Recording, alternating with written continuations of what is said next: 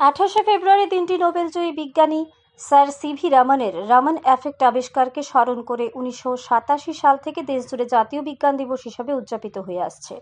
পরীক্ষা নিরীক্ষার মাধ্যমে বিজ্ঞান শিক্ষা ও মৌলিক জ্ঞান চর্চার প্রতি ছাত্রছাত্রীদের উৎসাহ বৃদ্ধি ও দেশবাসীর মধ্যে বিজ্ঞান মনস্কতা গড়ে তোলার উদ্দেশ্য নিয়ে এই দিনটি উদযাপন শুরু হয়েছিল। অথচ স্বাধীনতার 75 বছরেরও বেশি সময়কালে দেশে বিজ্ঞান ও প্রযুক্তিতে অভূতপূর্ব উন্নতি হলেও দেশের অধিকাংশ মানুষ আজও মধ্যযুগীয় কুসংস্কার, অন্ধবিশ্বাস ও অনজ্ঞতায় ডুবে আছে।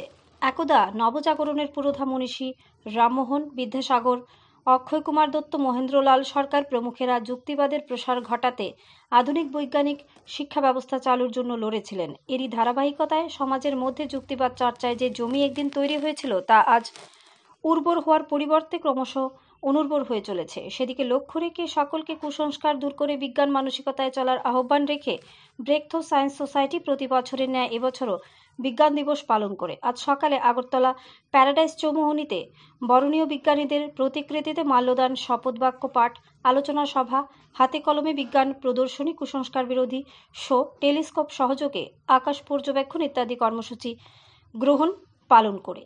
ব্যুরো রিপোর্ট আরই ধর্মনগর। খ্রিস্টাব্দের 28শে ফেব্রুয়ারি বিজ্ঞানী সিভি রমন তার বিখ্যাত রমন এফেক্ট আবিষ্কার করেন, যার জন্য উনি নোবেল পুরস্কার ভূষিত হয়েছিলেন খ্রিস্টাব্দে। এটি ছিল ভারতবর্ষের প্রথম নোবেল পুরস্কার বিজ্ঞানের জগতে। পরবর্তী সময় ভারত সরকার 28শে ফেব্রুয়ারি দিনটিকে সাধারণ মানুষের মধ্যে বিজ্ঞান সচেতনা বিকাশের জন্য জাতীয় বিজ্ঞান দিবস রূপে পালিত করার জন্য ঘোষণা করে।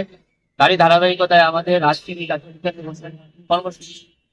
তবুও আজকের দিনে আমরা দেখছি যে গ্রামে গঞ্জে এখনো মানুষ বিভিন্ন কুসংস্কার, ধর্মীয় প্রবণতার মধ্যে জড়িয়ে আছে। এখনো মানুষ বিভিন্ন শারীরিক সমস্যার জন্য ওঝাদের কাছে দৌড়ান। এছাড়া আমরা দেখছি যে গঙ্গা, যেখানে বিজ্ঞানীরা বলছে যে বিশ্বের সবচেয়ে দূষিত নদীদের মধ্যে একটি, সেখানে মানুষ এখনো সেখানে স্নান করছে, সেই জল পান করছে এবং পরবর্তী সময় বিভিন্ন রোগে আক্রান্ত হচ্ছে। ফলে আমরা একটি দায়িত্ববান বিজ্ঞান সংগঠন ব্রেকথ্রু সায়েন্স সোসাইটি, আমরা বিভিন্ন কর্মসূচির মাধ্যমে সাধারণ মানুষের মধ্যে বিজ্ঞান সচেতনতা ডেভেলপ করার জন্য আমাদের বিভিন্ন কর্মসূচি, যেমন টেলিস্কোপ শো এর মাধ্যমে আকাশ পর্যবেক্ষণ, কুসংস্কার বিরোধী শো, আলোচনা সভা ইত্যাদির আয়োজন করেছি। এছাড়া আমরা একটি অনলাইন আলোচনার আয়োজন করেছি আগামী 6ই মার্চ, যেখানে ত্রিপুরা বিশ্ববিদ্যালয়ের পদার্থবিদ্যা বিভাগের প্রাক্তন অধ্যাপক বারিন কুমার দে আলোচনা রাখবেন রমন ইফেক্ট নিয়ে। Tilak Chakraborty, Tripura breakthrough science society Tripura চ্যাপ্টারের ইনচার্জ। পরিচয়: Tilak Chakraborty, breakthrough science society Tripura চ্যাপ্টারের ইনচার্জ।